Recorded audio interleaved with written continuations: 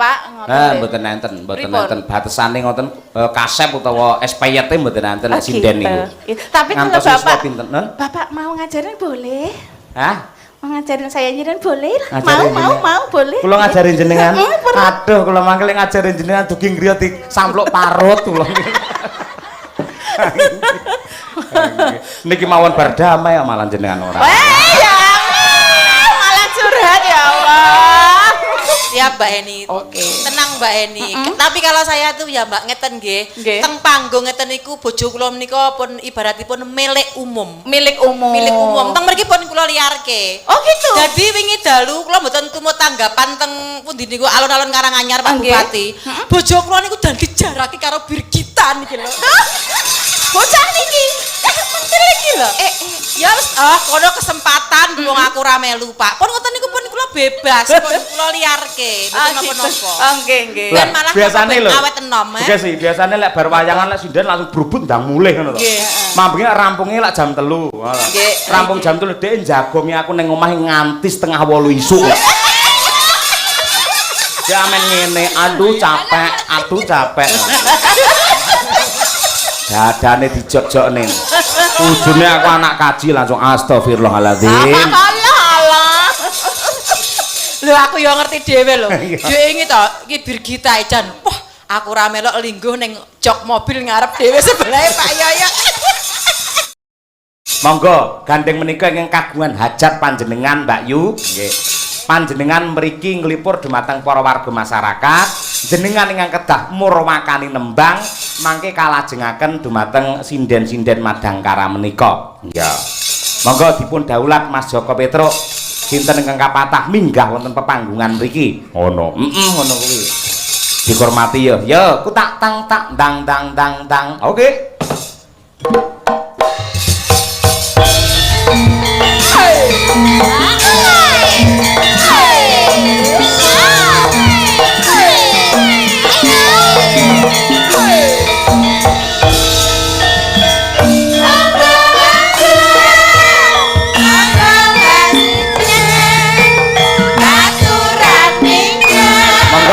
Mbak Yu Setiaji perwakilannya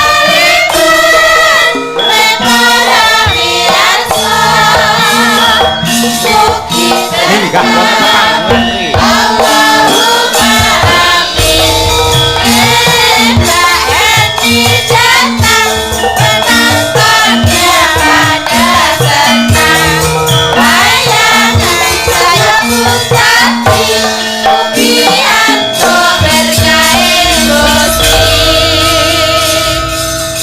Mbak Yu mriki. Ah, mriki ampun teng mriku. Ah, nggih. Iki sak brebetan kaya Mbak Tatin Titot iki. Ah, nggih. Bodinya seperti badannya kita pada dalam bodinya aja yang miring. Mboten nggih. Sae sanget. Pak Dalang. Nggih, Mbak. Asmanipun sinten? Dalem Heni, Pak Dalang. Oh, Mbak ini lengkape? Heni Podang. Ini Podang. Jenengan niku janjane penyanyi napa pelem? Kok pelem to, Pak? Lah Blitar mriku wonten pelem Podang. Pelem niku kuning gawedhi, lek dicokor mak grep seno banyune akeh, Mbak mriku. Bentuke ngeten iki. Heh? Ngeten iki ngian pelemnya. Nggih, sami kalian jenengan ngoten niku. Nggih. Yo ngaturke salam hormat riyen kali pembina Sekar. Ayo niku Bapak Julian. Sak terima ngaturaken assalamualaikum warahmatullahi wabarakatuh. Waalaikumsalam. Ngaturaken sugeng dalu dumateng Bapak Sohib ingkang kawula hormati, terutama Bapak Yuliatmono yang saya hormati. Selamat malam. Lan ugi untuk pembina Setiaji ingkang kinurmatan Bapak Rakina sugeng dalu. Matur nuwun sedaya para tamu karawanipun ing dalu menika. Mugi-mugi sedaya para tamu ingkang rawuh ing dalu menika tansah pinaringan sehat. Amin. Panjang umur. Amin. Mugi-mugi paringi rezeki lancar berkah barokah nggih Bapak Ibu. Amin ya rabbal alamin. Lan ugi Pak Joko selaku Ketua Sekar Seniman Karanganyar sugeng dalu dan yang mewakili Ibu Pesindan Nyun Sewu nggih. Bu Kesi. Idola saya sepanjang masa. Mugi-mugi Iya. sehat selalu nggih Pak Cahyo, Bu Kesi. Amin. Amin, ya Rabbal Mugi-mugi teman-teman pengrawit semua tansah pinarengan sehat semua. Amin. Menika para senior juga nggih Bu Kesi nggih. Alhamdulillah saged pinanggih. Menika dos pundi, Pak? Kula minangka wakilipun para kanca-kanca Sanggar Madangkara ugi ngaturaken panuwun Nggih. dumateng para panitia sedaya nggih. Setiaji sampun paring penghormatan ingkang sampun ngrengkuh dumateng kula sak kanca ingkang sangat luar biasa Mbak Yu ngoten Nggih, niku. sami-sami Pak Cahyo. Mugi-mugi menika dados silaturahim ingkang sae jumbuh kalih ngendikanipun Mas Joko Petruk wau. Nggih. Yen pancen ngatur seniman niku pancen ya angel mergo Angel, nggih, ibune leres. dhuwur-dhuwur. Nggih. Niku seniman lek campur sari karawitan ngoten ditata gampang sian. Sing angel dhewe niku nata dalang. Mergo dalang iku kulino dadi pemimpin, lek dipimpin iki sosok angel. Nggih. Contone. Contone kula barang niki. Nggih, ngoten niku. Nggih. Jenengan mang nembang minangka tandha katresnan ngoten, monggo borong derek jenengan nembang apa? Nggih. Kula nyuwun podang kuning mawon, nggih. Wah, nggih. Gandeng asmane ya Mbak Heni Podang ya tembange Nggih. podang kuning. Ha nggih, coba kaya apa. Dipun bawani komplit nggih, Mbak. Aduh, ya ampun. Allah kok ya ampun pripun. Ya kudu dikomplite ngono. Ayo. Ayo Waranggono iki saya sepuh rumah saku malah saya kemayu-kemayu. Lah nggih to, Padha Pak. karo bojoku kuwi lho ya. Pripun? Kok Sing dalem lanang- menika Bu Sing Kesi? lanang ngarepe munggah panggung diambungi ngono. Oh. Loh, itu kan merupakan semangat kagem panjenengan. Nggih. Harusnya jenengan bangga dong punya istri seperti Bu Kesi. Bangga, kula Lah bangga. nggih, lah bangga. nggih. Nggih, nggih, nggih. Oh. Nggih pancen ngoten niku ingkang sae ngoten niku. Lah Nggih. nggih. Panjenengan Bu Kesi menika kalih tresna kalih kula niku sepenuh hati. Lek umume wong wedok niku Mestinipun. 100%, dhek 250 tok. Hati malah langkung, nggih. Langkung. Langkung, ya Allah, luar biasa. Nggih. Tapi panjenengan menika kalih Bu Kesi memang pasangan yang sangat serasi dan selalu pripun nggih harmonis gitu loh kalau dilihat ya. Nggih, tau leres nggih. Alhamdulillah. Nggih, Mudah-mudahan ketoke. nggih Nggih. sebagai contoh untuk poro-poro adik-adik. Nggih. Nggih ngoten niku Nggih. arep golek sing kaya apa lho, Mbak? Nah, nggih, nggih. Pripun melih. Nggih, Pak, nyun sewu. Menika lajeng kemawon nggih mboten sah ngagem bawa. Lah ten apa lek bawa ten apa? Mboten napa-napa. Alah, Bu. Kowe ora ana anggarane ora gelem bawa jenengan mumpung Lah petuk mboten lho. lho, jenengane pripun to? Ini ada anggarannya sangat besar lho, luar biasa lho, Maksudnya sing Pak. kagem nembang niki lho kan Oh, mboten nggih. enten Lah apa-apa. pripun? Dibawani Asmarandana mumpung petuk Aduh, ya Allah. nggih. Wong nembang pisanan mosok terus langsung tak tungtak ayo. Dibawani riyen.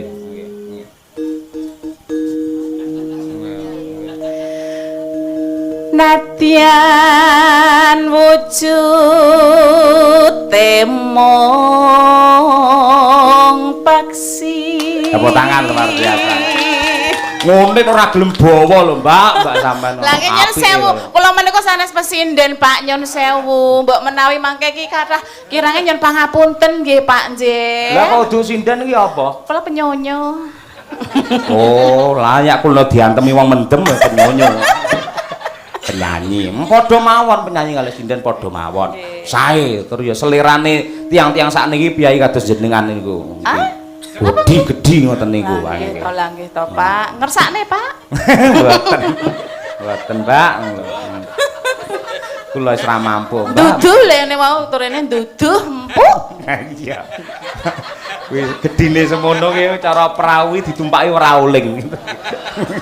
Pripun? Mboten, monggo dados. Ayo. Ya Allah. Geton aku gak patek krungu mau ya Allah. Ayo. Monggo Mbak penyonyo. Ayo.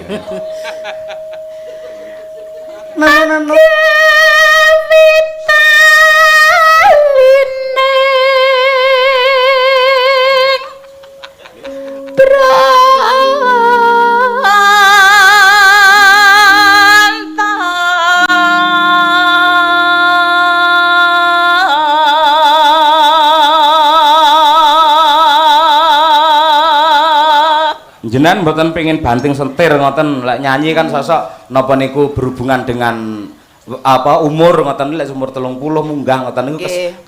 napa niku kesusul liyane sing luwih enom to. Leres, Mboten pengin Pak. dadi sinden ngoten niku. Kula to Pak, aduh, ketinggalan pun Mboten anu ketinggalan saya sudah terlalu apa ya Bu ya? Apa? Ketinggalan mungkin mbok menawi nggih.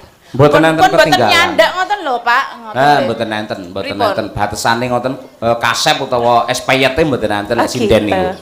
Tapi kalau Ngantos Bapak siswa pinten? Hah? Bapak mau ngajarin boleh? Hah?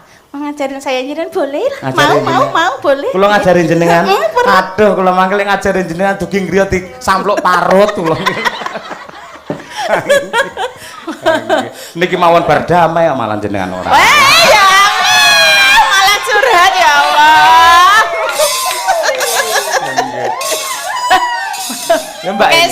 Bu Kesi, kalau nanti macam-macam lagi silahkan calling saya, ya, atau gedruk ping 3 sebut nama saya, oke? Siap Mbak Eni. Oke. Tenang Mbak Eni. Tapi kalau saya tuh ya Mbak ngeten nggih. Nggih. Teng panggung ngeten niku bojo kula menika pun ibaratipun milik umum. Milik umum. Milik umum. Teng mriki pun kula liarke. Oh gitu. Jadi wingi dalu kula mboten tumut tanggapan teng pundi niku alun-alun Karanganyar Pak Nggih. Bupati. Bojo kula niku dan dijaraki karo Birgita niki lho. Bocah niki. Pentil iki lho. Ya wis kono kesempatan wong aku ra melu Pak. Pun ngoten niku pun kula bebas, pun kula liarke. Mboten napa-napa. Nggih, nggih. Ben malah biasane lho. awet enom. Oke sih, biasane lek bar wayangan lek sinden langsung brubut ndang mulih ngono lho. Nggih, Mambenge rampunge lek jam 3. Nggih. Rampung jam 3 dhek jagongi aku ning omah nganti setengah 8 isuk. Ya amen ngene, aduh capek. Dadane dijok-jok ning. Ujune aku anak kaji langsung astagfirullahaladzim. Alah. Lho aku yo ngerti dhewe lho.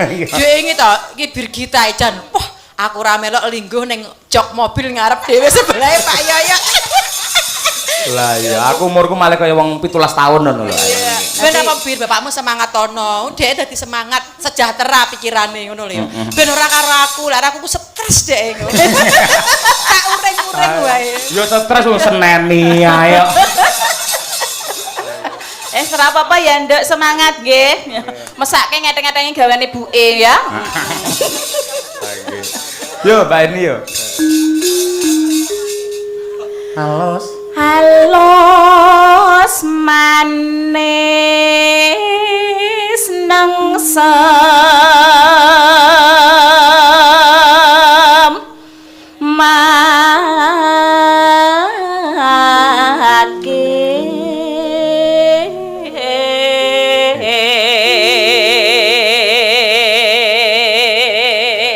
Sugih cengkok ya, Pak. Piye putri biasanya lek sugih cengkok ngono ki lek nang omah ya sugih cengkoke. Nggih sengkok nek unek-uneke bojone maksude. Nggih.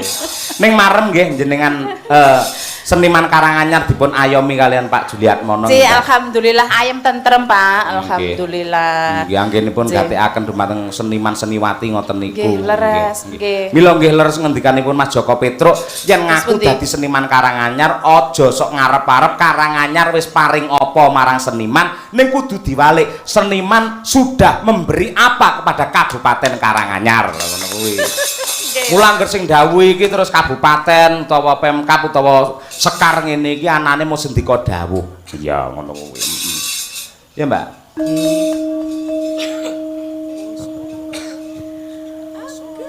Masuminggan kula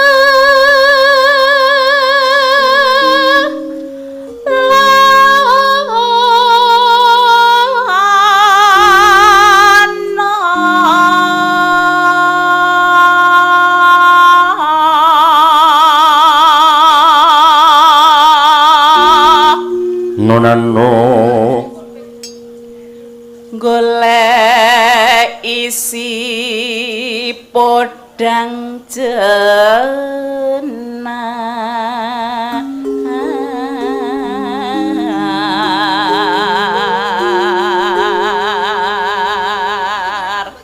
lalo ibu bunga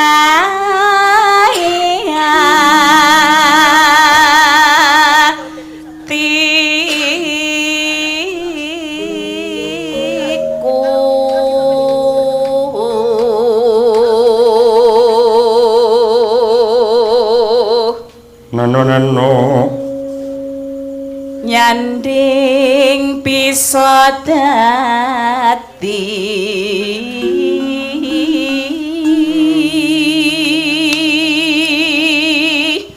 tombo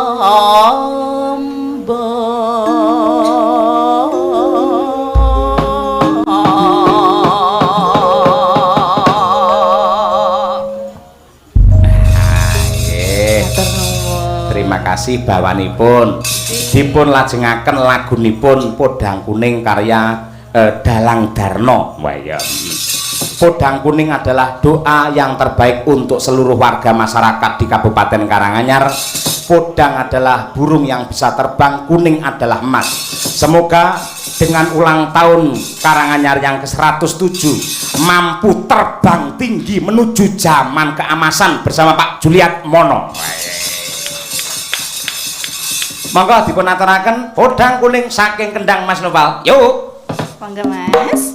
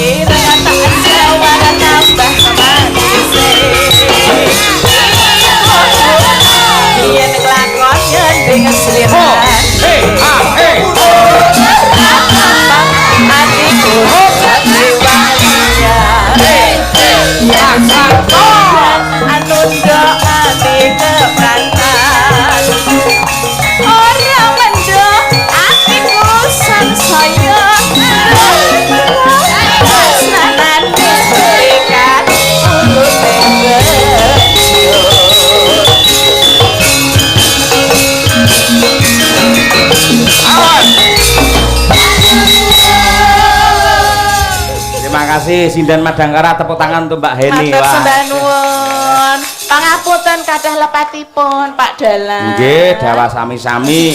Mugi dosa jenengan kalih kula dipun lebur ing dina ingkang fitri menika. Wah, kados lebaran lho jenengan ki lho. Lah jenengan sapi kaya ngono dadi njaluk ngapura barang ngopo to, Mbak? Mbak. Sae sanget nggih. Mbak nuwun nggih. Nggih, matur suwun Pak Dalang. Wonten malih badhe dipun sampaikan kata-kata. Insyaallah sampun cekap. Cekap, Matur nggih. sembah nuwun sanget. Mohon maaf dari teman-teman setiasi mbok menawi dalam penyajian atau dalam penyambutan tasih banyak kirangnya ya Pak Dalang Nggih, ya. kirang sekedhik wau kula ket dugi ngantos sepriki dereng mangan nggih wau. Ning niku pancen wis dadi napa niku wis dadi budaya kula, Mbak. Oh nggih, ngaten. Kula nitene bolak-balik angger mangan, udan niku mangke. Lho, ngoten. Dados Nggih. nek ngaten iki jenengan puasa dulu mboten Mm-mm. dahar nggih. Mboten mangan ning bar wayangan terus mangan sinden mangke. Bojoku. Ayo. Nggih. Matur sembah nuwun Pak Dalang. Nggih, sami-sami Mbak Eni. Aduh, luar biasa. Terima kasih. Nggih.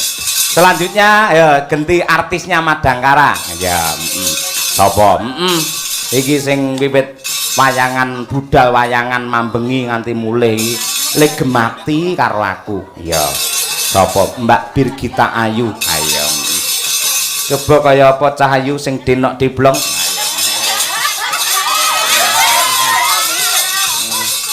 Seneng karo kata-katamu isu arep mulih lho, Bir. Napa, Pak? Pak Dalang, mencintai itu tidak memandang umur. Nyun pamit ngono kuwi lho.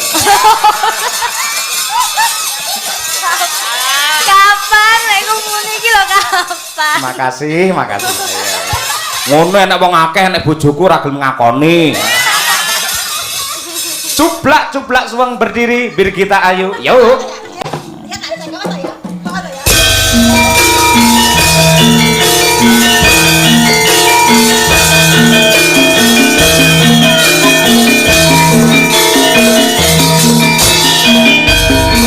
Cuprak suwang ebeng kelender Mamuka tudung tudel Pak Walera-lere sopo mungkin delekake sing Sirpa delek kopong sing Sirpa delek kopong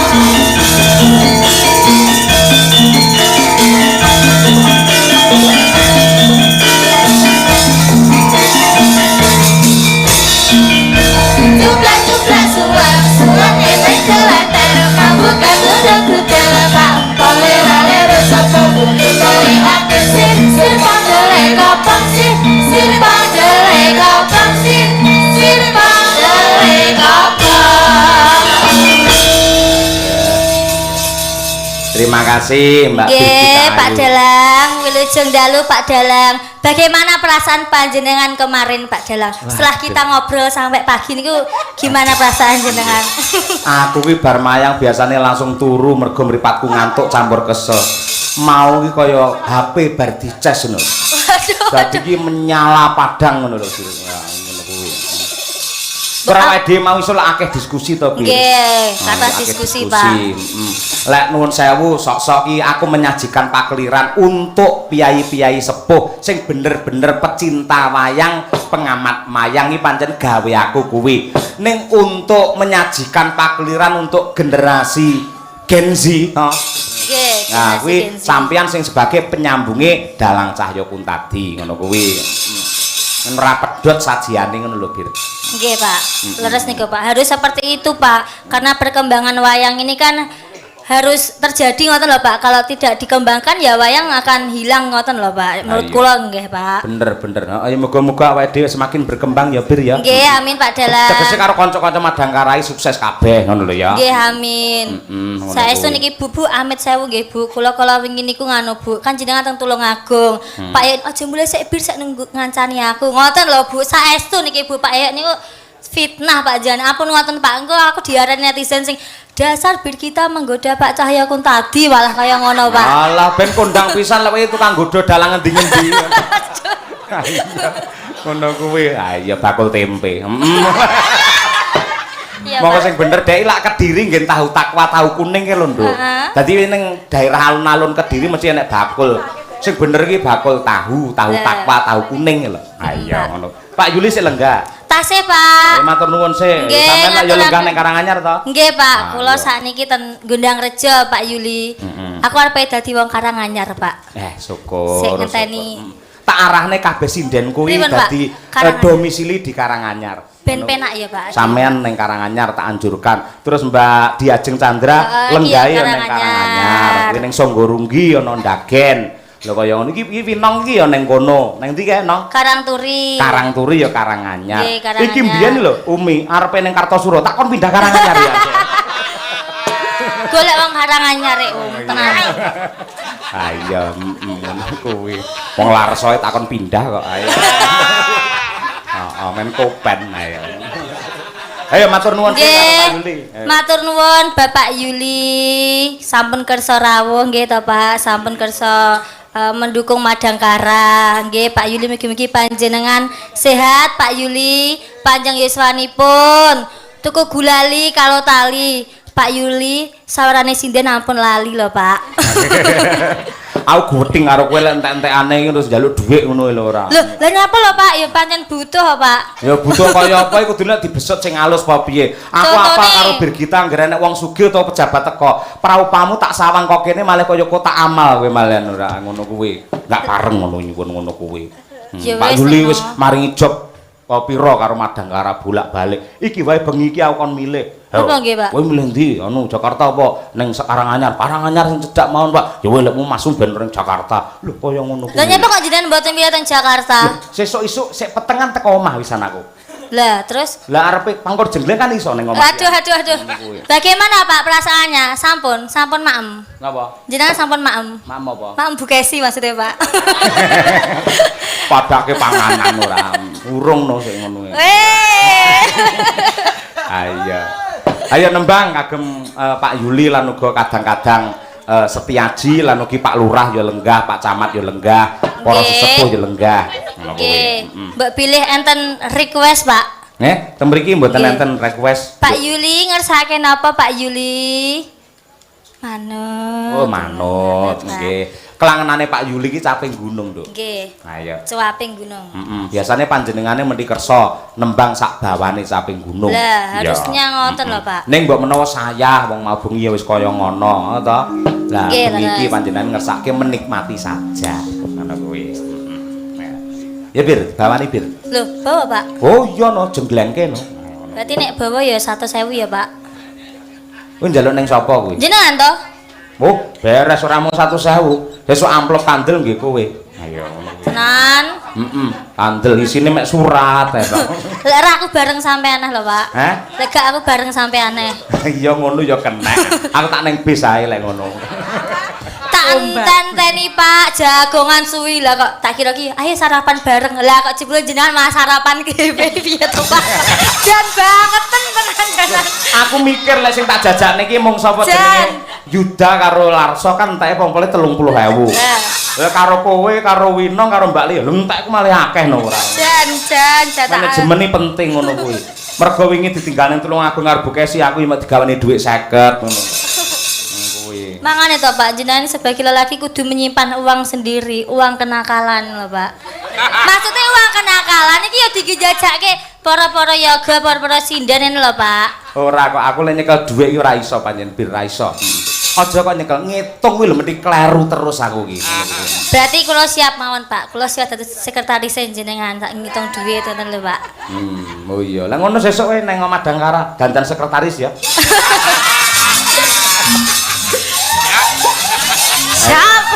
Gerak Iya, ngono Pak. lho, ayo. Nganggo rok, terus Resepan kae lho, ayo.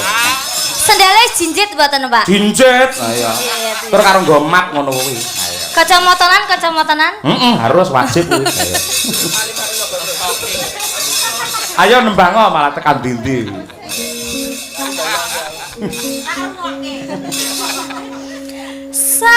Saben bengi nyawang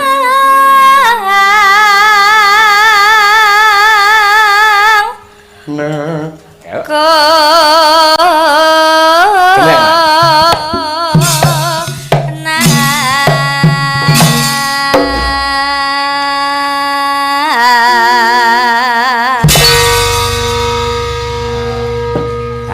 Nalikane ya jotos-jotos, malah gawang kelire iki pertama kali di Indonesia karena terbuat dari tembaga. Oh niki baru ya Pak berarti Pak. Anyar iki. Ora sowan ning Laladan Jatipura ya ora tak aturake. Ayo. Nek kelire baru ngono iki kudune jarik yoga, jarik sindene ya baru Pak. Aja sampean terus sing baru. Sampeyan ora ngerti, mungkin ajare ya anyar kaya ngono kok ya. Endi lho Pak iki wis suwek iki lho Pak deloken. Suwek iki Sini Pak. seutuh kowe ngangger pethok aku mak suwek kok bener malah ora. Ayo. Ngono iki dadi fotokopi lek njaba suweke berarti ya. Yo.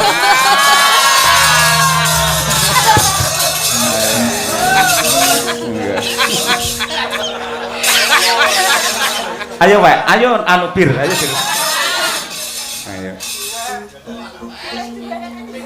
Yen memajang hamong karo janur kuning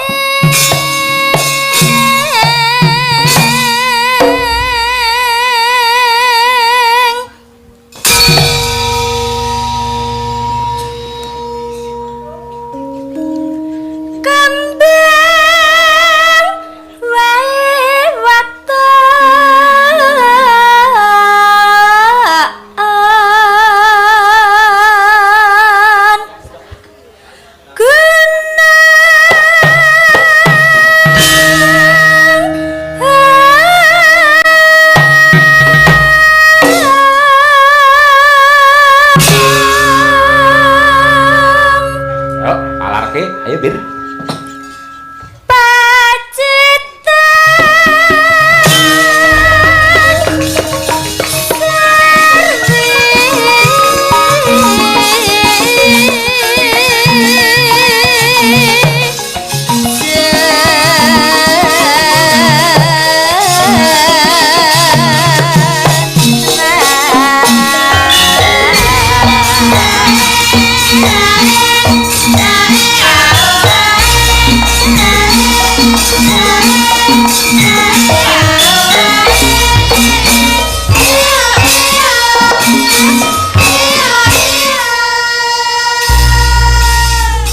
Terawang ya bir sampeyan iki menuju utawa OTW menjadi waranggono sing viral tenan.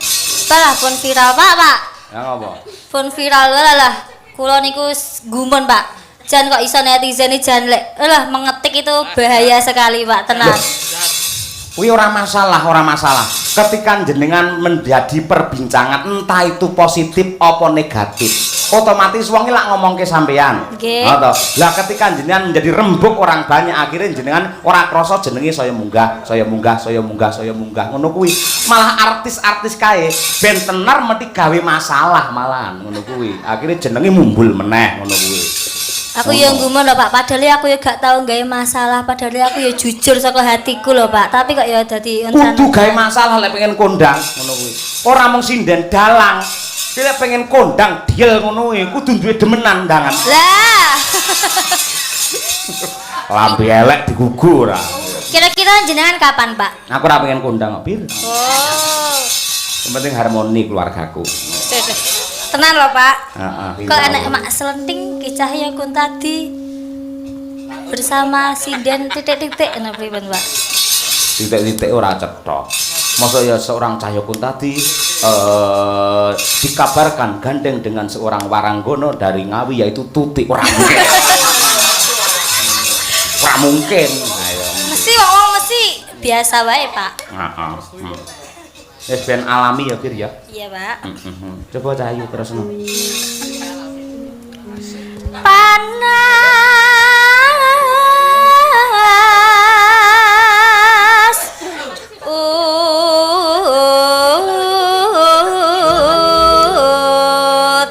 Dian Parian wiwit saking Mbak Lia Sundari. Lho, buke sih mboten Pak? Hah? Bukesi Bukesi iki takon istirahat. Aku dalang sing tak tutne lak Pak Purboasmara. Dadi Bukesi mulai saiki tak dadine Bu Ninuk. Karo foto-foto Pak. Tak muliakan jare pengendikane para kiai, para pinter kae, ketika kamu ingin dimuliakan oleh Tuhan, maka muliakan kedua wanita. Satu ibumu, kedua istrimu. Lah kuwi. Tak mulyake Bu Kesi rasa nyambut gawe ngopo to Bu? Santai wae. Berarti yaga karo sinden gak dimulyakne, Pak. Hah? Yaga karo sinden gak Kowe dimulyakne. esuk sing mulyake ya bojomu, ngopo kon mulyakne? Lah kan aku melu padang karo melu jenengan. Lho, sampean tak seragami, gawe lendang seragam, jarike apik ngono kuwi sound sisteme kepenak, gamelane becik. Ngono lek dimulyakan. Ya kurang to, Pak. Lah iki kudune seragam karo yoga iki ora padha karo yogane kok, Pak. Lah maksudnya? Iki lho jarike kudune seragam karo yoga. Iki ora seragam iki, Pak. Ya alon-alon. Wong kuwi lho, apa kuwi jenenge klambimu kuwi kuning. Kuning. Lha iki yoga rong duwe kuning. Rong duwe kuning. Lho, iki lek ron ade ngemis ning Pak Yuli kan angel iki calone. Lah iya. Heeh ngono kuwi. Ayo Mbak Lia. Mbak Lia sik, ayo monggo Mbak Lia. Sundari, ayo. Bunga mawar. Bunga mawar. Ngapa ta nak dhisik aku kok? Pariane rayan. Bunga menur. Bunga menur. Karang anyar. Karang anyar. Mugi tambah makmur. Allahumma amin. Selanjutnya monggo Mbak Diajeng Chandra Mulya dari Songgorunggi. Cakar-cakar. Cakar-cakar. Wah, pakulinan iki. Aduh. Lawang kembang mawar pun dipakai. Oh. Ya Iya. dipakai. Monggo sing biasane nyakar iki kucing. Ha iya. Lah, kucingnya akeh, Pak. Kucing kok. Ngono kuwi. Wong ngono kuwi lek ora tungguke kucing ora marem, Dek. Ayo. Cakar-cakar. Cakar-cakar. Cakar-cakar ning pinggir watu. Warga Karanganyar harus tetap bersatu. Allahumma amin. Bapak-bapak meneh lagi warga Karanganyar nggih Pak nggih. Jenengan sedaya. Monggo Pak diamini ngangge jenengan piyai nyeni piyai budaya. Diamini ning ngangge lagu kaya sinden-sinden wau. Allahumma amin. Monggo Pak, setunggal kalih tiga. Allahumma Tepuk tangan untuk bapak-bapak sedaya. Wah, nyeni tenan iki. Terima kasih Mbak Chandra Mulya. Selanjutnya nggih. Mbak Winong. Inang iki. Iki. Wis iki. Iki wis dinteni nang sebantunmu. Diuculi. Aja diuculi dhewe, wis enek sing tukang nguculi ngono kuwi. Saru, ayo. Diuculi. Heeh. Kok ya anteng. Pasrah kok ayo. Heeh, sing nguculi mare KWN dadi. Ayo. Maksudnya nguculi sanggul lho, Pak. Iya, iya. Pak, diuculi sanggule anteng. Mungkin nek obah kan malah kena jepit kan sakit to, Pak. Oh, berarti nek diuculi gak entuk obah. Alah aku wong tuwek ra ngerti nang. Diuculi piye? Diuculi kok malah anteng. Heeh. Bapak Yuli sangat ganteng. Nggih. Wis parikane sinden njaluk saweran iki ngono kuwi. Ayo. Lah, Allahumma amin. Didongakne tambah ganteng berarti kan umurnya tambah dawa ngoten lho, Pak. Iya. Bukan ganteng karo umur ya apa? Lho, kan awet muda ngoten lho, Pak. Masih ya apa jenenge umure besok Pak Yu 100 tahun tetap ganteng ngoten lho, Pak. Amin, amin, amin ya rabbal alamin. Heeh. Terakhir iki Umi Afifah. Ayo, wis sehat wis. Akan pola kok. Ayo. Ayo. Ning pasar. Neng pasar tabrak motor. Ayo. Kisahmu iki, Ning pasar. Neng pasar. Tuku sukun. Tuku sukun. Sedaya warga Karanganyar mugi guyub rukun. Monggo Pak. Allahumma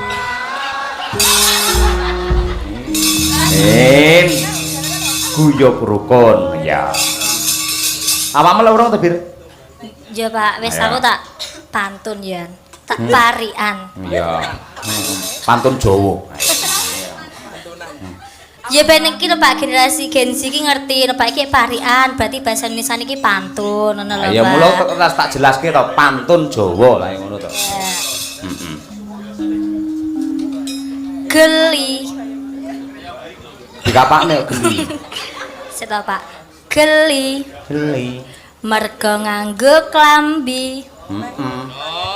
Bapak Yuli panjenengan ganteng sekali. Allahumma Amin. Biasanipun nek enten sing kula lemoten niku apa niku disawer 50.000, Pak. Pak Yuli ki nanggap wayang kulino wis ora nggugu omongane sinden-sinden kaya ora kota.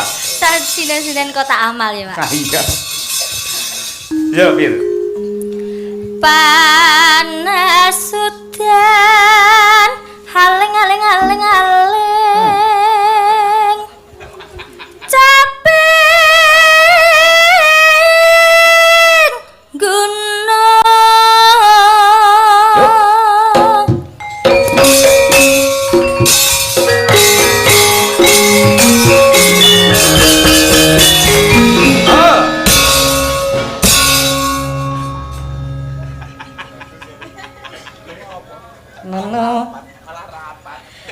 Nadyan wadan sarta Swara suling ngetan kali ulung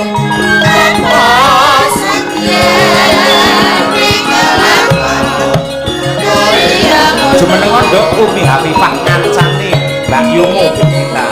mati banyu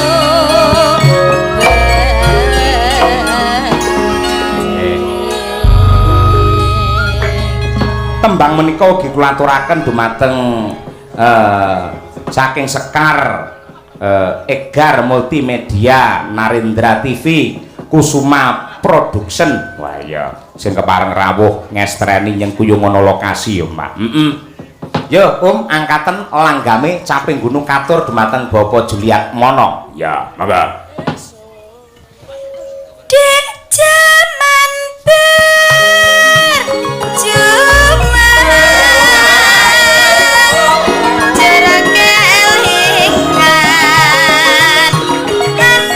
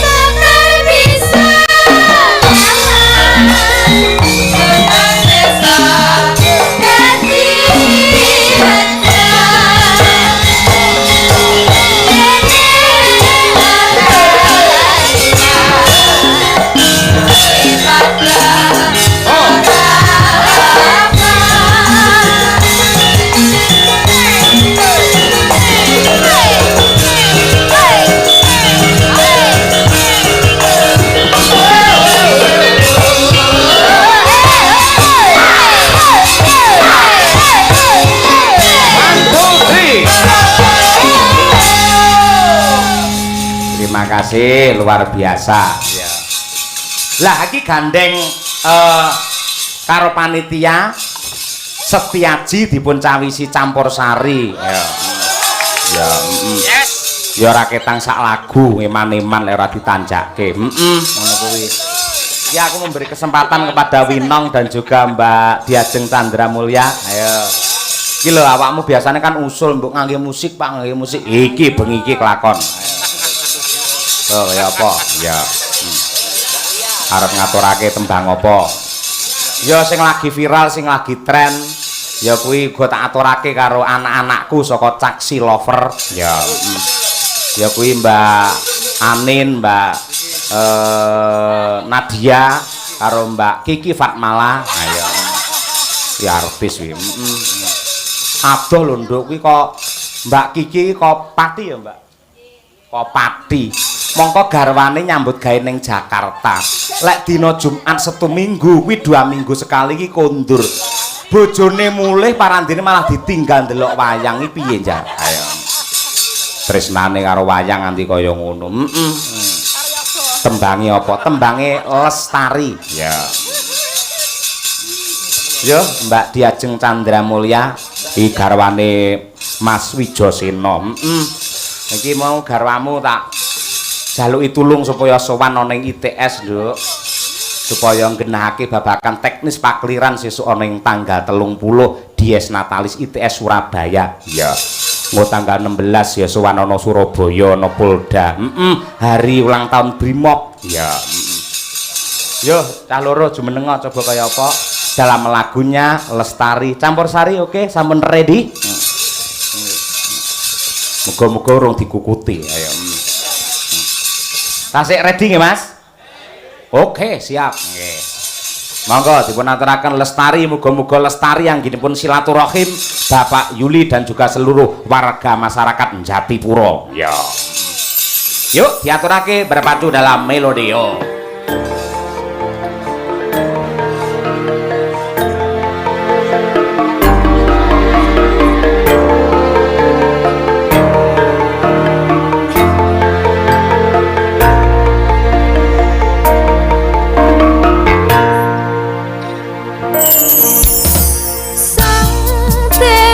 Katon nglam-lami amba berwangi semi arum kembange melati dasar wulane datang. Musik kenapa ya? Skeco, Pak. Skeco ya. Piye rencanane so tanggal 13 nggawa musik neh piye? Duh, kula nggih remen malahan, Pak. Seneng ya? Nggih. Jenengan betane to, Pak? Ajeng beto? Ora, HP tak setel tak colokne ngene Pak Marno. Karaoke. Ayo. Terima kasih wis komplit iki, Mas. Komplit ya. Tembange klasik ana sing model tayupan ya ana, iyalah musike ya ready. Wah iya, nggih. Terima kasih. Selamat Hari Wayang ya, Mak. Monggo dunia boleh, nasional boleh. Sing inti sarine ngreksa wayang iki ora mung kewajibane seniman karo pemerintah. Ning kabeh para warga masyarakat ya kudu melu handarbeni bahwa wayang adalah warisan para luhur kita yang kita semuanya mempunyai kewajiban untuk menjaga lestarinya bersama-sama. Ya, ngono ya, Mak. Kaya ngono kuwi. Ya nduk, magita kita mbacut nih gelar cerita. Mangga. Oh.